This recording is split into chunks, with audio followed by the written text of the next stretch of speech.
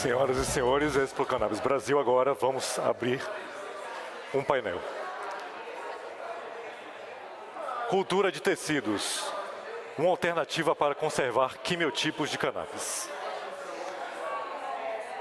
Engenheira agrônoma, mestre em ciências florestais, atua como pesquisadora na Liamba Comitiva. Vice-presidente da Associação Reconstruir Cannabis Medicinal, exerce função de coordenadora de cultivo, responsável por seleção de genéticos, produção de mudas e clones, manejo do cultivo, controle de pragas, doenças e extração de óleos ricos em fitocannabinoides para uso medicinal terapêutico.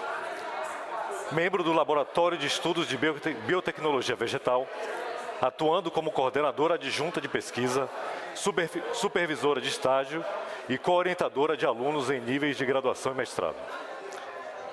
Senhoras e senhores, com vocês, Marielle Campos.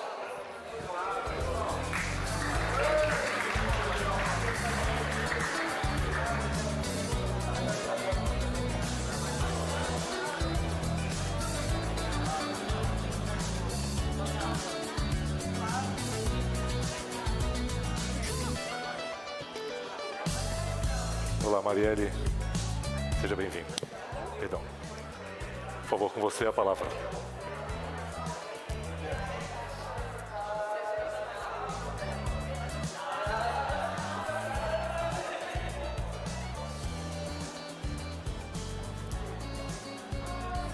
Bom, gente, boa noite.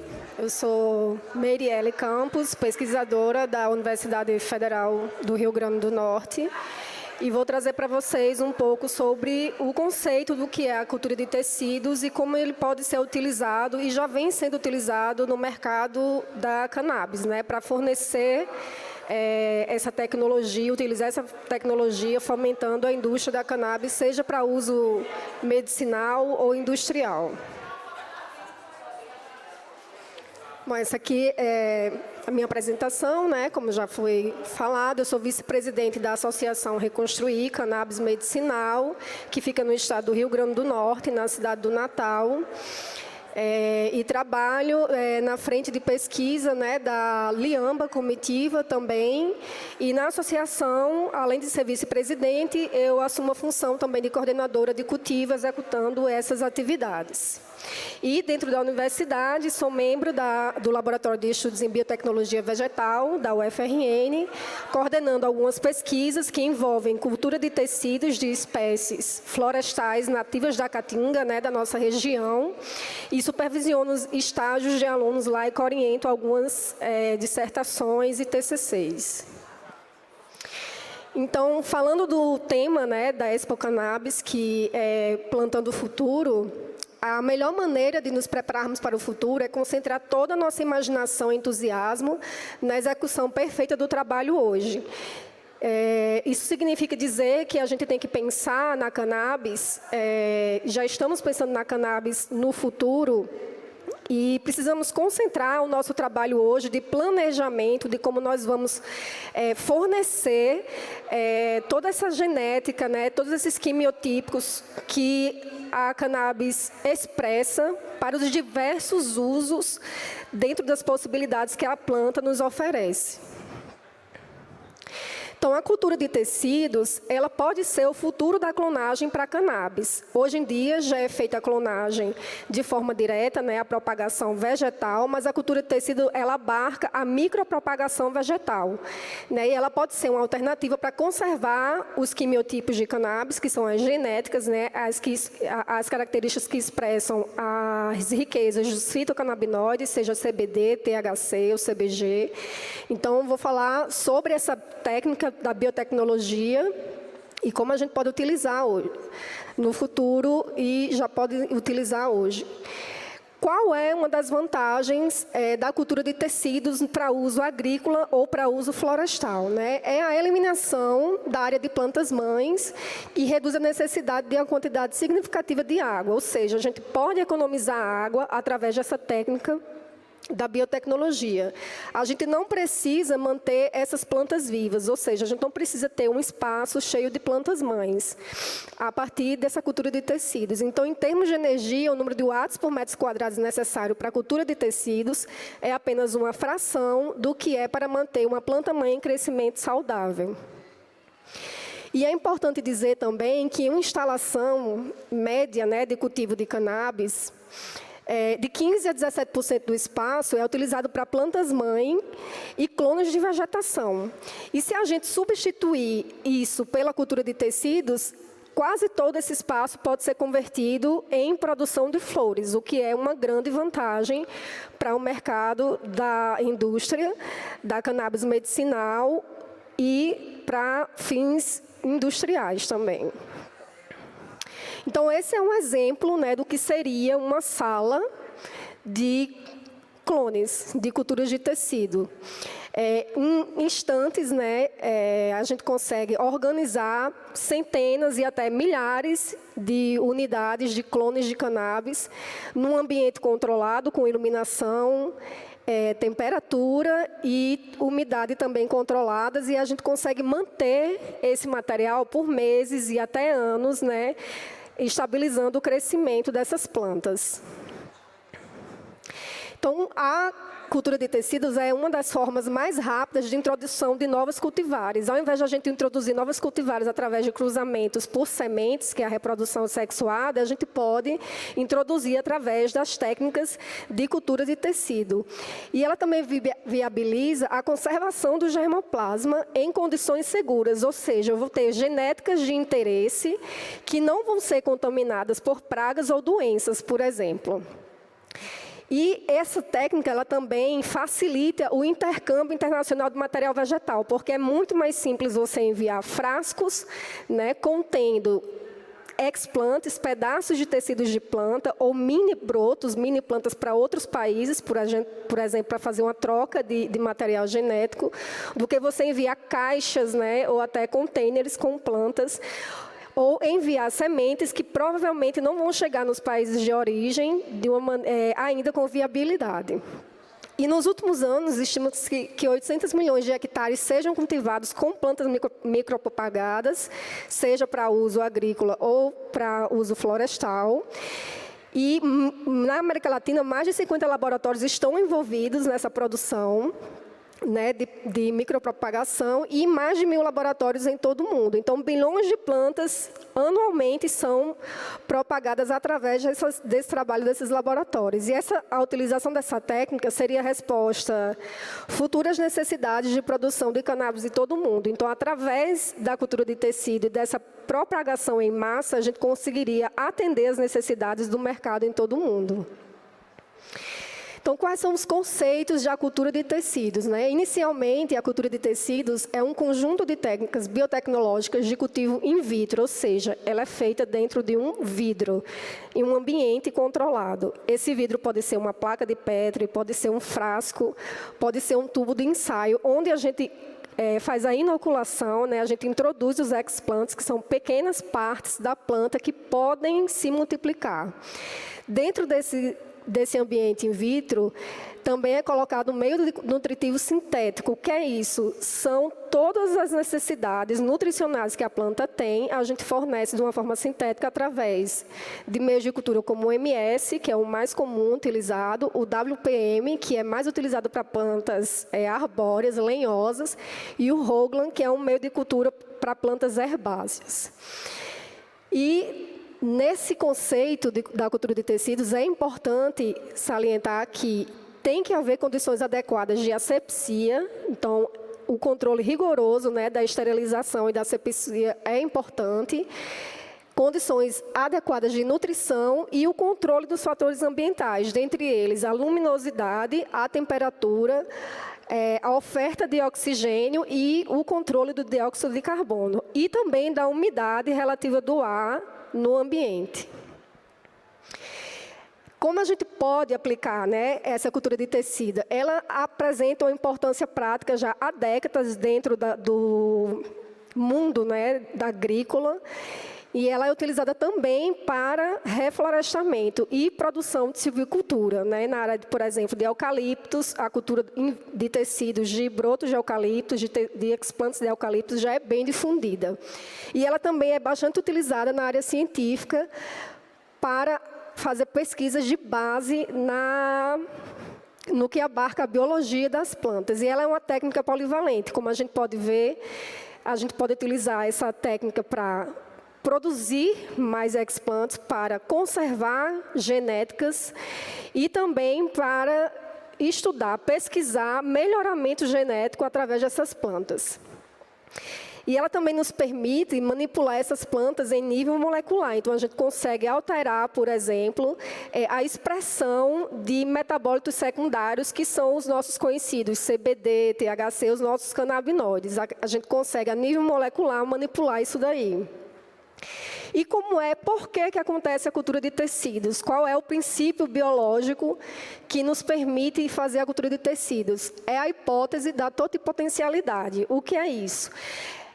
Cada célula dessa planta, por exemplo, da planta de cannabis, ela pode se tornar qualquer outra célula. Por exemplo, uma célula do sistema radicular, a célula do caule, a célula do tronco, da base do tronco ou do ápice da planta, por exemplo, que a gente chama de meristema apical, ela pode virar qualquer outro tecido, ou seja, é como se fosse uma célula tronco, se a gente for fazer uma analogia com as células humanas. Então, essa célula, ela segue a premissa de que a planta apresenta capacidade, qualquer uma dessas células apresenta a capacidade de gerar um novo indivíduo. Então, se você pegar uma célula, por exemplo, do sistema radicular, ou do tronco dessa cannabis, você vai conseguir, com, por exemplo, 10 centímetros, transformar isso em 20 plantas, por exemplo. Ela vai emitir raiz, ela vai emitir folha, e ela vai se tornar um novo indivíduo. Nessa imagem, a gente vê o exemplo de como a gente faz a retirada dos explantes, né? A gente pode escolher explante meristemático, e do ápice ou do sistema radicular, ou explantes maduros. E esse tecido ele passa por um processo de desinfestação, né, e vai para o cultivo in vitro com um meio de cultura, com os nutrientes, e esse explante ele vai gerar embriões somáticos ou brotos, ou vai ocorrer a formação de calos, ou a gente pode induzir também a formação de raízes. Em cada pedacinho desses explantes, ela pode gerar uma nova planta, ou a gente pode trabalhar ela em suspensão celular. A gente pode separar esses calos, por exemplo, e separar todas essas células, e essas células individualmente, elas iriam formar uma nova planta. E isso acontece por conta dos padrões morfogênicos, né? Dentro da biologia, existe o desenvolvimento das formas. Então, quando uma célula ela não é diferenciada, é uma célula meristemática, por exemplo, e ela pode exercer o princípio da totipotência, ela pode se tornar, né, outras partes partes de novas plantas e exercer novas competências. E como a gente consegue fazer isso? A gente dá sinais químicos para essas plantas, e esses sinais químicos vão favorecer com que essas plantas, elas seletivamente, elas vão modificando os genes dela.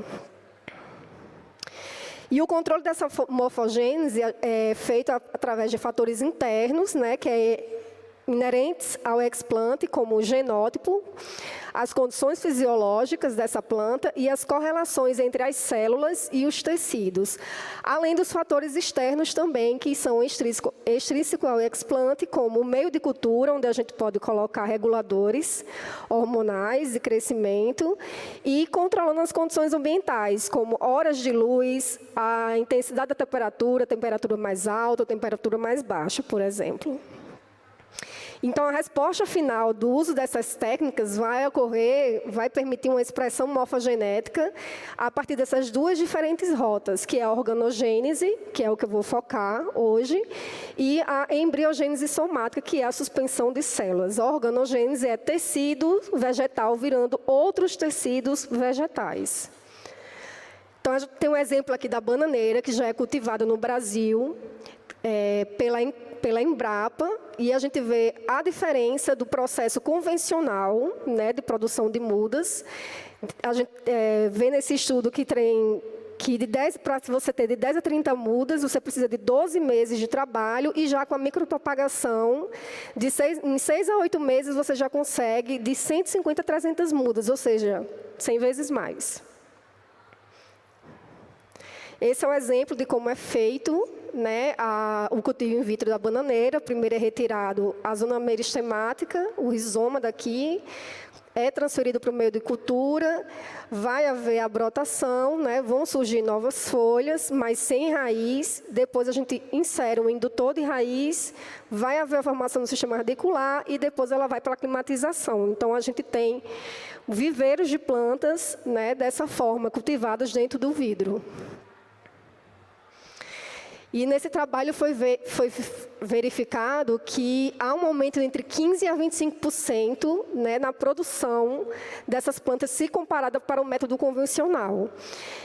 E ela também permite a colheita precoce dos frutos, tendo em vista a redução de 4 a 8 semanas na primeira floração. Uma outra vantagem da cultura de tecidos é a maior uniformidade no tamanho de desenvolvimento das plantas, possibilitando planejar a colheita de futuros para períodos mais convenientes de comercialização.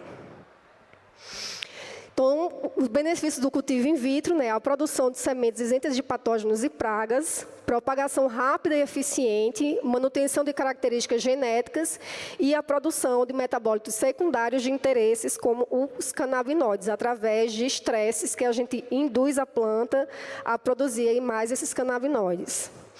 E esses são os estágios da cultura de tecido, né? A gente faz a iniciação, selecionando um fragmento, um explant da planta-mãe, depois é feita a multiplicação, transferindo para o meio de cultura com nutrientes contendo reguladores.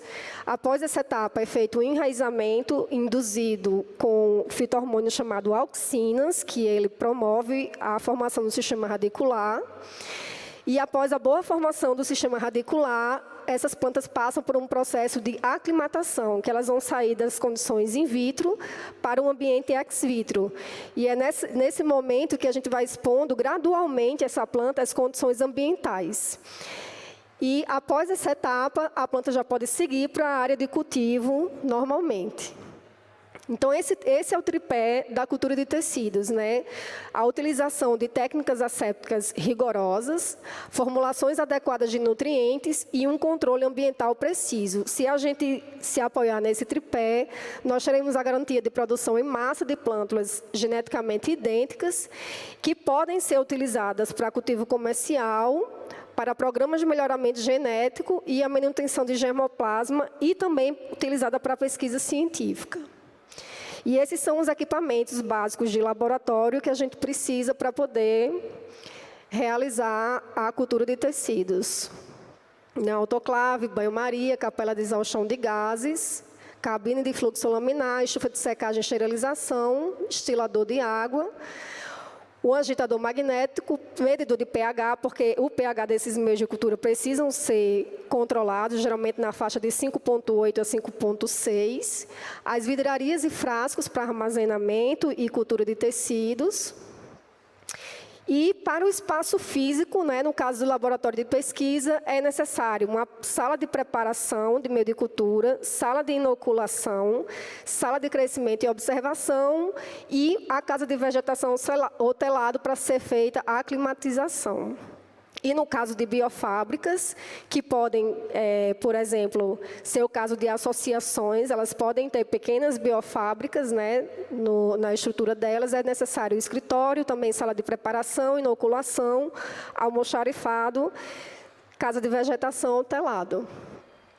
E, citando o Codecido, é necessário, portanto, seguir protocolos de seleção e propagação de material de plantio com elevados padrões de qualidade. A propagação in vitro de plantas é uma técnica biotecnológica amplamente utilizada em culturas economicamente importantes e é um dos métodos biotecnológicos que mais tem contribuído para o desenvolvimento da agricultura. É aplicado na produção em massa de espécies de hortícolas, aromáticas, medicinais, frutíferas, ornamentais e florestais. E esses são exemplos de culturas que eu tenho desenvolvido na universidade, né? A catanduva, que é uma espécie nativa da caatinga. Então, aqui é uma formação de calos, né, que a gente tirou do sistema radicular dela. E aqui é uma espécie de planta carnívora também, que a gente pode fazer com espécies ornamentais. Essas sementes das plantas carnívoras, elas são caras e são difíceis de importar. Então, quando a gente aplica biotecnologia, a gente consegue multiplicar essa produção de espécies carnívoras. Eu agradeço a presença de todos. Agradeço a presença de todos. Boa noite. Obrigado, doutora Marielle. Parabéns.